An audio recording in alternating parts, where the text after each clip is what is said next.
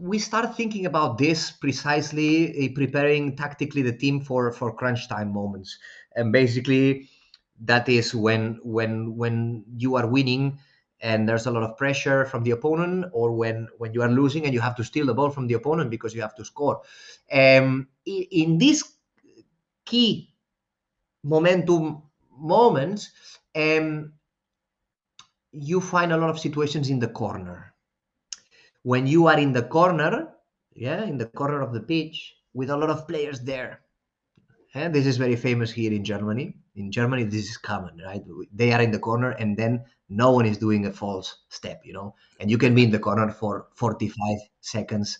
They're like playing They love it chess. because they think In it's Spain, when indoor that is hockey. happening, yeah. In indoor, it happens the same. But in Spain, the situation when you are in the corner, I mean, you just try to dribble one or get a free hit, and that's it. And if you lose it, you lose it. And after 10 seconds, the ball is not in the corner anymore. In Germany, we can be like 1 minute there.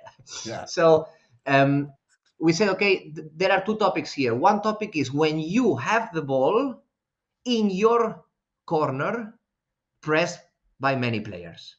So in these situations, I try to explain what are the principles, what are the tips that can help this situation to make better. So where your teammates have to be. So for example, here we always say, in this situation, don't be, as a teammate, don't stand too close to the ball carrier. Because if you stand too close to the ball carrier with two players, for example, yeah, it's true that you can maybe pass the ball to them and they can have it, but you're not going to make a big difference. But the problem is that if the opponent all of a sudden tackles the ball goes to your feet, or you just lose it, the risk of committing a free hit and getting three players eliminated in a self-pass, it's so big. So what we want is to keep the distances to make sure that if someone loses the ball, the other players in that area, they can still make it to the 5 meters and they can still defend without being eliminated. That's a kind of conservative approach.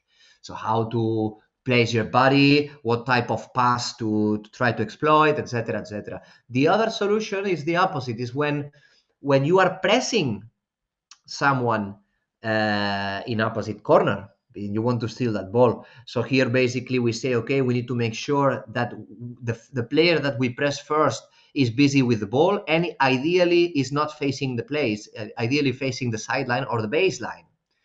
And then what we say is that we always want to have one of our players going on the outside of the pitch, going from outside and trying to, from outside, let's say, stealing, getting the ball, but coming from outside, because here the tendency is to have one or two or three players pressing and trying to steal the ball from inside. So that situation can be tricky because if you touch the ball goes out and you don't achieve your target.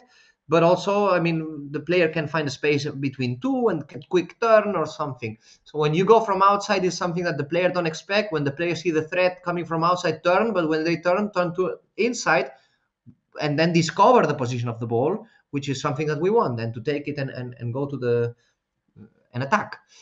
So yeah, this tip is about these situations. Don't commit a tackle, just hold, be patient. It is something that maybe you say, well, you don't need to talk about these things.